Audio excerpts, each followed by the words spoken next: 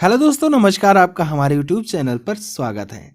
Environment से संबंधित हमने आपको पर्यावरण, जैव विविधता, पारिस्थितिकी तंत्र, पर्यावरण सतत विकास, हरित गृह प्रभाव एवं जलवायु परिवर्तन से संबंधित प्रैक्टिस सेट करवाया है और ओजोन परत एवं क्षरण एवं वन्य जीव तथा अभयारण्य जैवमंडल से संबंधित प्रैक्टिस सेट हल करवा चुका हूँ। अगर आपने वहाँ वीडियो नहीं देखा है तो आप हमारे प्लेलिस्ट में जाकर के देख सकते हैं। तो आज का जो नेक्स्ट वन लाइनर क्वेश्चन है वह है वैकल्पिक ऊर्जा। कौन सा? वैकल्पिक ऊर्जा। तो चलिए शुरू करते हैं। सबके लिए सतत ऊर्जा दशक पहले है संयुक्त राष्ट्र संघ की 2014 से 24 तक। आपको वीडियो फुल वॉच करना है अगर आपको इससे फ़ायदा लेना है तो। अगर आपको फुल वॉच नहीं करना है तो आप वीडियो छोड़ करके जा सकते हैं। अंतर्राष्ट्रीय सौर गठबंधन का प्रथम शिखर सम्मेलन संपन्न हुआ नई दिल्ली में। 100% सौर ऊर्जा पर चलने वाला भारत का पहला केंद्र शासित प्रदेश है दीव। मैं आप लोगों से वादा करता हूं कि अगर आप हमारे चैनल पर आएंगे तो मैं इतने प्रैक्टिस सेट करवा दूंगा कि आप किसी भी एग्ज़ाम्स को आसानी से तोड़ सकते हैं। कभी कभी समाचारों में दिखाई पड़ने वाले घरेलू अंश आवश्यकता पद का संबंध जिससे है वह है सौर शक्ति उत्पादन के विकास से। शैवाल आधारित जैव ईंधन उत्पादन को स्थापित करने और इंजीनियरिंग करने हेतु निर्माण पूरा होने तक जरूरत होती है उच्च स्तरीय विशेषज्ञता प्रौद्योगिकी की। हम इसमें इस तरीके से बिल्कुल जिस टाइप के क्वेश्चन पूछे जाते हैं सेम उसी हिसाब से मैंने सारे क्वेश्चन लिए हुए हैं कि आपको इसमें कन्फ्यूज़न ना हो।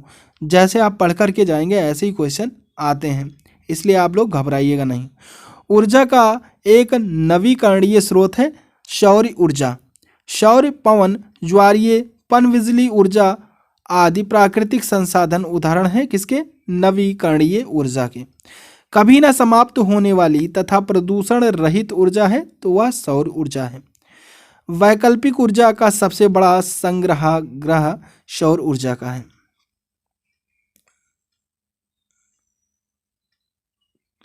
सौर ऊर्जा यानी सोलर एनर्जी प्राप्त होती है सूर्य से। जैविक मात्रा में सर्वाधिक उपयोग की जाती है सौर ऊर्जा। सूर्य के प्रकाश को सौर ऊर्जा में परिवर्तित किया जाता है फोटोवोल्टोइक तकनीकी के द्वारा। पेट्रोलियम उत्पाद, वन उत्पाद, नाभिकीय विखंडन तथा सौर सेल में से सर्वोत्तम पर्यावरण अनुकूल है सौर सेल। जीवाश्म ईंधन नहीं है यूरेनियम। पौधे के वह उत्पाद जो कि हजारों वर्षों से पृथ्वी के नीचे दबे पड़े थे या पौधे के वह जीवाश्म जिनका उपयोग हम ईंधन के रूप में करते हैं क्या कहलाते हैं? तो वह जीवाश्म ईंधन कहलाते थे। नाभिकीय ऊर्जा उत्पादन हेतु कच्चे माल के रूप में प्रयुक्त किया जाता है तो यूरेनियम किया जाता है। परमाणुओं के संयोजन अथवा विखंडन प्रक्रिया द्वारा उत्पन्न की जाती है तो नाभिकीय ऊर्जा उत्पन्न की जाती है।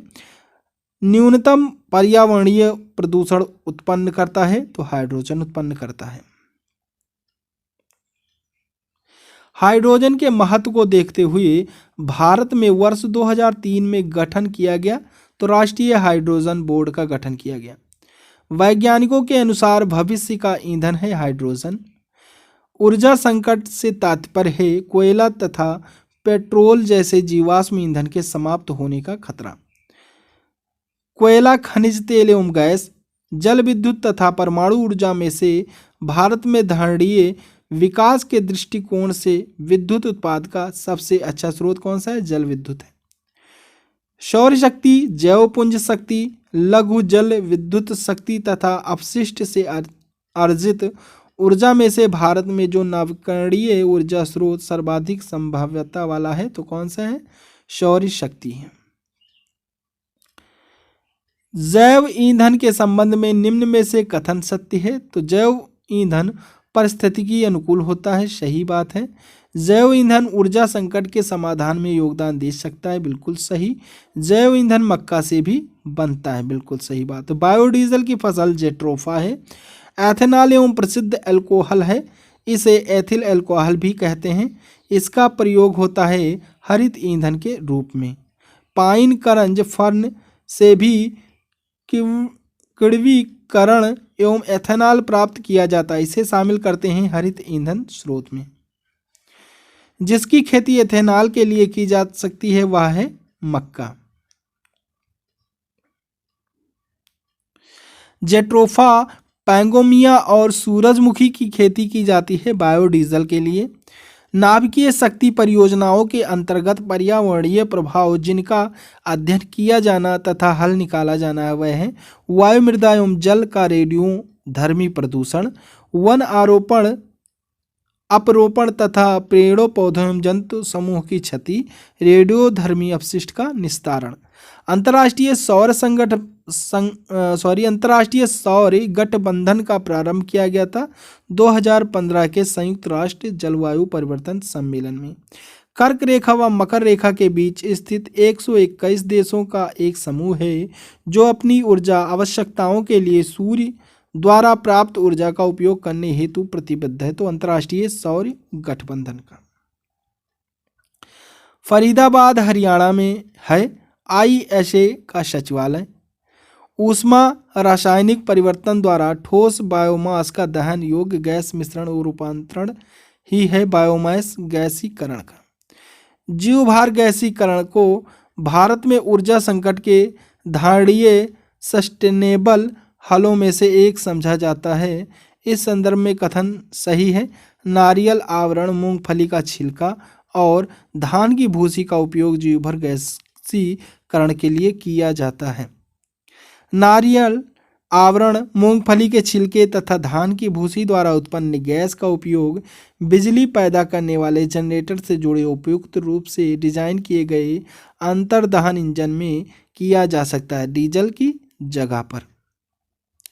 बायोमास में अप्रत्यक्ष रूप से पाई जाती है तो सौर ऊर्जा पाई जाती है। फ्यूल सेल्स, जिसमें हाइड्रोजन से समृद्ध ईंधन और ऑक्सीजन का उपयोग विद्युत पैदा करने के लिए होता है, ये संबंधित हैं। शुद्ध हाइड्रोजन का उपयोग ईंधन के रूप में होता है तो फ्यूल सेल उत्पाद बाई प्रोडक्ट के रूप में ऊष्मा एवं जल का उत्सर्जन करता है। फ्यूल सेल में एक रासायनिक अभिक्रिया के माध्यम से उत्पादन होता है, ना कि दहन के माध्यम से। तो किसका? विद्युत का। फ्यूल सेल से विद्युत उत्पादित होता है दृष्ट धारा DC के रूप में।